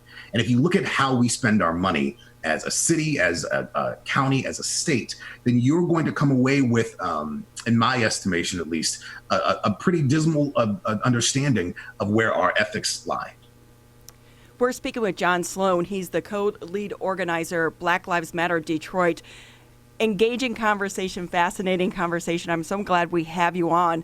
And while we do, just yesterday, we had the Attorney General Barr was in town as part of Operation Legend. I know there's been a lot of talk around the president and him saying he's bringing the feds in. The feds, I will say, have been here for years, but they are getting additional resources. But I would like to get your take on that. And do you think it's needed, or do you think it was just all for show? Well, so I don't think those two are binary options. I don't think it's needed, but I also don't think it's all for show. I think it is happening and occurring very specifically to reinforce systemically and traditionally racist and biased policies. If we go back a few moments to the conversation we're having around safety, I think it's somewhere around an additional 60 to 70 extra individuals in federal agents, along with millions of dollars in resources. None of those things will affect any of the issues we talked about, right? None of those things will affect fair access to food and water, as an example. None of those things will affect and balance out equitable environmental issues as far as environmental justice and environmental racism. So what's happening is they're addressing, it's fear-mongering to a great extent, and addressing a small portion of what they see as a larger problem. But the part that I think is not necessarily for show is that this is a reinforcement of what we know to be inherently biased policing practices. So if you look at the history of policing in this country, you're going to find, and this is like Reader's Digest, broad strokes. So if there are any history professors out there, I apologize because I'm going to give a lot of information in a short amount of time. You're going to find two general practices that grew up from the North and from the South. And in the North, you're going to find a criminalization of Black bodies. In the South, you're going to find that policing grew out of slave patrols. And that those two philosophies merged during the Great Migration, which generally speaking existed between 1910 to 1970. Right. And the Great Migration was that time period where a lot of Southern Black folk migrated to the North in the aftermath of Jim Crow, looking for jobs and looking to escape what they felt was more overt and oppressive racist practices. So when you saw the merging of those two systems of policing, you saw at the foundation of policing practices in this country, this implicit and inherent bias against Black individuals and against Black bodies. And so what that looks like is if you have a house, as an example, and you know that foundation is cracked, you go to the house and the inspector comes with you and he says, well, listen, the roof is great and the windows are great and you got great hardwood floors, the bathroom was just remodeled, but you got two big massive cracks in the foundation. There's nothing that you can do about that if you don't fix the foundation first. A coat of paint isn't gonna fix it. A new roof isn't gonna fix it. Right now, we are living in a system where our foundation is cracked. It's inherently cracked. And so it's not broken in the sense that, it went awry somewhere along the path. It's working as it was intended to work, to benefit certain individuals and to oppress others. And so this Operation Legend is a repugnant and disgusting example of how that system is being perpetuated every day to day. And any of our public leaders that speak out in support of that are going to lose the support of me individually, of our organization, and of a lot of Detroiters and I think Michiganders across the state. John Sloan III with us, the co-lead organizer of Black Lives Matter Detroit. Just another couple minutes with you, John. Before we let you go, I want to get the clarity on what makes the terminology that's often used in response to Black Lives Matter, which is all lives matter. why exactly that term is so offensive and so pervasive and completely against what Black Lives Matter actually means in the real context of the terminology. Yeah, thank you for that question. So when people say that, if that phrase was just walking around the world 10 years ago, right? If people 10, 15 years ago were just walking around saying, you know, all lives matter, that would be one thing. But that phrase is a direct response and retort to me as an individual standing up and proclaiming that my life has value. Nobody's walking around saying Black Lives Matter more. We're saying Black Lives Matter too. And if you were walking down the street, I'm full of metaphors and imagery today, I apologize. If you're walking down the street and in a neighborhood and you saw one house on fire, and you saw a whole neighborhood pulling together their resources, grabbing their water and their fire extinguishers and running to put out this fire in this house, you're not going to proclaim, hey, wait a minute, save some of that water for me. What happens if my house around the corner catches fire later? You don't see people going to breast cancer awareness events and fundraisers saying, hey guys, wait a minute, this isn't fair because pancreatic cancer needs our attention too. Our house is on fire. We are burning down. We are being attacked, and we have been attacked for centuries. And so to stand up in my face and to say, well, my life matter, all lives matter, both belies an ignorance to the way the system works and a lack of recognition that this country has not valued my life. This country has not cared for a long time whether I have lived or died. And you're speaking to somebody whose grandfather was Tuskegee Airman, who comes from a family that has fought and bled for this country, and turn around and recognize and realize that this country was not valuing who we were and who we are. And so that phrase, it's hilarious to me in a sort of incredulity that is still being bantied about and tossed around as aggressively as it is. But it is really, really repugnant when you start thinking about from where that sentiment comes. And I have no problem having a conversation with somebody and educating them if they don't have the information or the knowledge. But I think in 2020, to not have the information or the knowledge is a choice and not an accident. John Sloan, the code lead organizer with Black Lives Matter Detroit, thank you so much for being on the Oakland County Megacast. I have to tell you, I loved your analogies. I thought they were great today. This is what happens when you come from a family of teachers. I appreciate it. That's awesome. That's awesome. Thank you for the conversation. We appreciate it.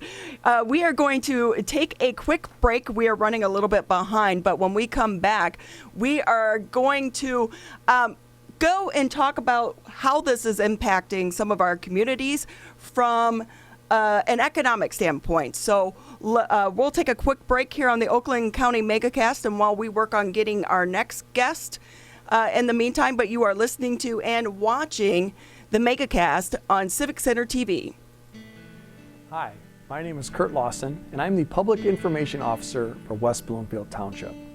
We wanted to reach out to you, our older adults, to provide information that you may find useful during this difficult time. We want to ensure you that West Bloomfield Town Hall, our Waters and Utility Department, West Bloomfield Parks, and our police and fire departments continue to work hard on your behalf. Information and resources can be found on the Township website, the police Facebook and Twitter, or call West Bloomfield Parks COVID-19 Help Hotline. Please remember to keep your social distance of at least 6 feet, wear facial coverings when you leave your home, and wash your hands for at least 20 seconds with soap. These precautions will help keep you safe during these difficult times. This may seem uncomfortable, but so is being hooked to an IV, sleeping in a hospital bed, and fighting for your life. When it comes to COVID-19, comfort is not as important as saving lives. Wearing a mask can greatly reduce the chance of spreading the virus. So mask up, Michigan, every time you leave home. As rivals, we don't always see eye to eye. Like who scored the best recruits? Who's gonna be who? And whether we wear green or blue. But one thing we can all agree on to help stop the spread of COVID-19. Wear a mask. Wear a mask. Wear a mask. wear a mask. Wear a mask. The ball's in your court, Michigan.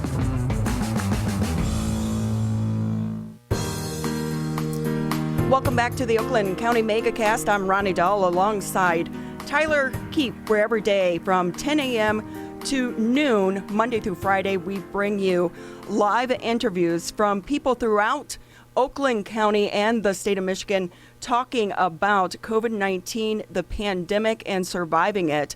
And next, we want to go ahead and bring in Sean Kammer. He is the Royal Oak Downtown Manager, and he is joining us live now. Let me pull you up. I know we've had a little bit of problem getting your feed up here with Zoom, and we've all been living through that. Hi, Sean. How are you? Hi. How are you? Great to be here.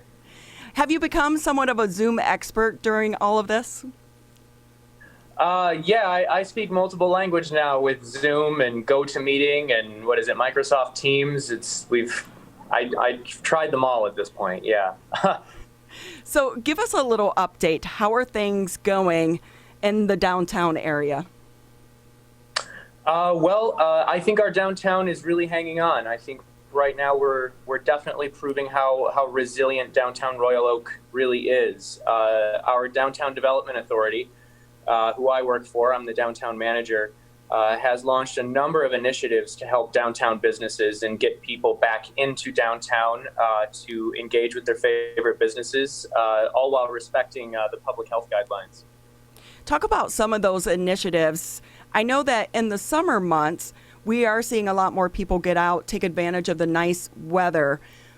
So what happened, or what actually worked maybe in the summer months? Will that work in the fall? And are you having to shift gears and start to think of new programs to continue to entice people to visit downtown Royal Oak?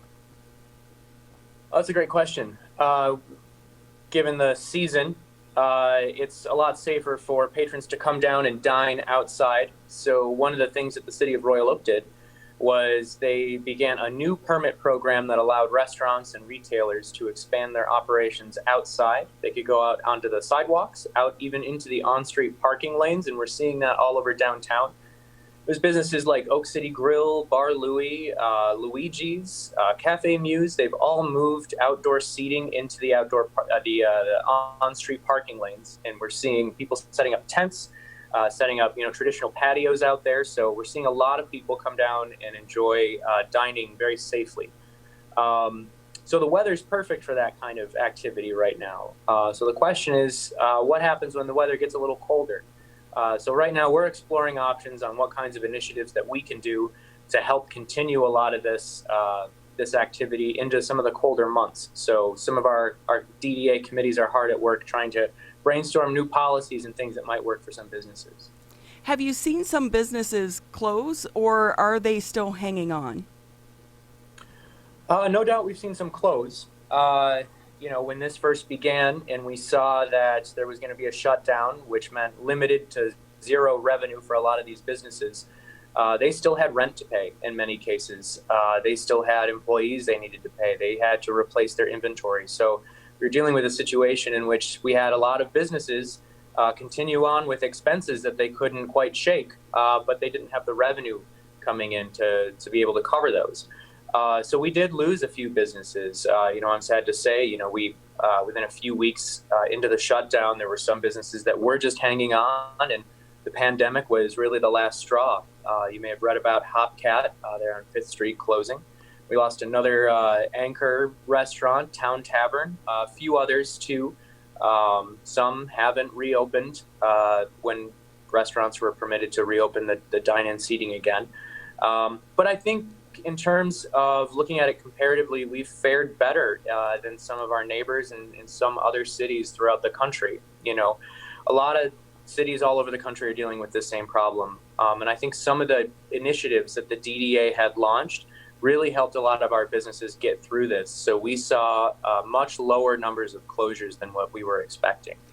Sean Kammer with us. He's the Royal Oak Downtown Manager with us on the Oakland County Megacast. And Sean, from my notes, Downtown Royal Oak has recently entered a partnership with Uber and Lyft. A lot going on in the city. Can you talk about that partnership? Absolutely. So we have a lot of initiatives that are going on right now.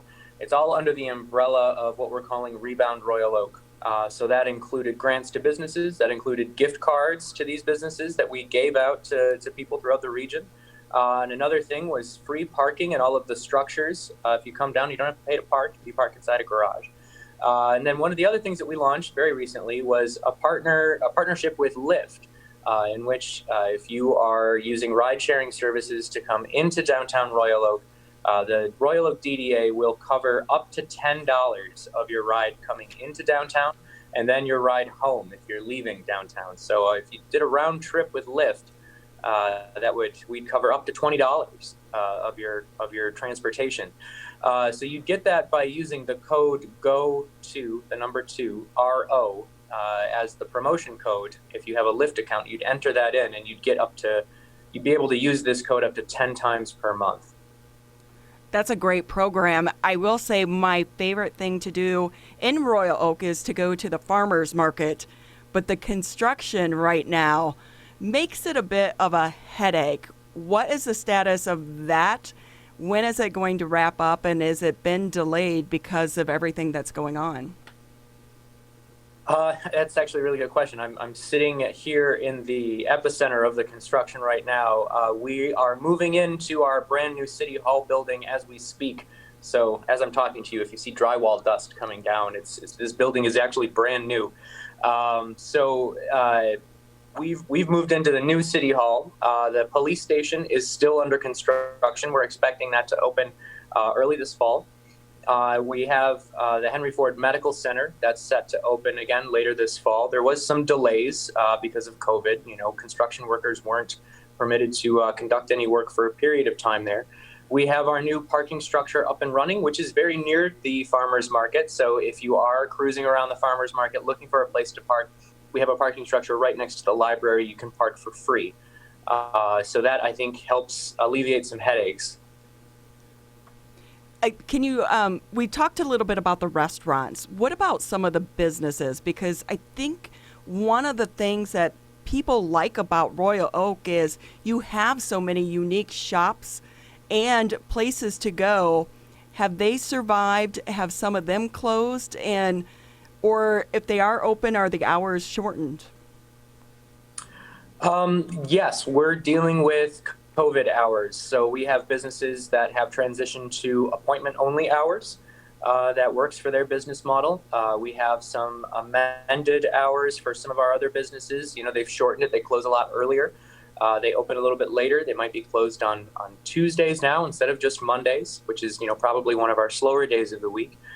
So they've definitely adapted their hours and their services based on the new public health guidelines, the new foot traffic patterns that we're facing. But in terms of their closures, I think the initiatives that the DDA has launched beginning in May, we started with a grant program. We gave out $1.3 million to 92 businesses in downtown Royal Oak. We split that up among a number of payments so they'd get it in installments, and that helped them cover things like rent, payroll, other business expenses that they were facing. And just the amount of feedback that we've gotten from a lot of these smaller mom and pop shops on how that has helped them get through this is just remarkable. I think, in many cases, it has helped keep a lot of our businesses afloat to get through this. Following the grant program, we had a gift card program. We partnered with a company called Yifty, in which if you signed up for our newsletter, we would send you a free $20 gift card. We gave out about 20,000 of these e-gift cards via email. And they are able to be redeemed at upwards of 75 locations in downtown Royal Oak. And so we wanted to keep the focus on mom and pop shops, the local shops, these small boutiques that give Royal Oak so much of its character. And I recently spoke to a business owner there over on Washington Avenue, runs a fairly successful, retail establishment there, one of our more popular foot traffic destinations. And he said that his sales were actually up 20% in July of this year over July of last year, which, given the pandemic and the circumstances, was just absolutely remarkable to hear. That is great news. We have about 30 seconds left with you. Anything that you want people to know about what's going on in Royal Oak and what's going on in the future? Yeah, well, we just launched a promotion. It's going to begin today. If you go to visitroyaloak.com and you sign up for our newsletter, we're going to be giving out an additional 1,000 $20 gift cards if you just sign up for our newsletter. So go to visitroyaloak.com. Those e-gift cards can be redeemed at upwards of 75 establishments in downtown Royal Oak, from retailers to restaurants to salons. So it's proven to be a really popular program. Businesses love it. People coming down that wouldn't ordinarily come to downtown Royal Oak are spending their time, and we're introducing new faces to these shops. So it's a great program. Thank you so much. I will say, as soon as I get done with this megacast, I'm going online and I am signing up. Thanks so much to Sean Kammer with the Royal Oak Downtown. He's the manager. A lot of good things going on in that area as they try to continue to navigate this crazy time in which we are going through. That's about going to wrap it up for us here on the Oakland County Megacast. Before we go, though, we just want to let people know, remind you that there are a lot of different ways that you can see what we're doing and hear what we are doing. You can watch us on Civic Center TV. You can also listen to us on 89.3 Lakes FM, 88.1 FM The Biff, and you can also go to civiccentertv.com. And if you missed today's megacast, you can watch it there, get the full clips, and you can also watch just the interviews if you want to do that as well. For Tyler Keith, I'm Ronnie Dahl. We thank you for listening to the Oakland County Megacast.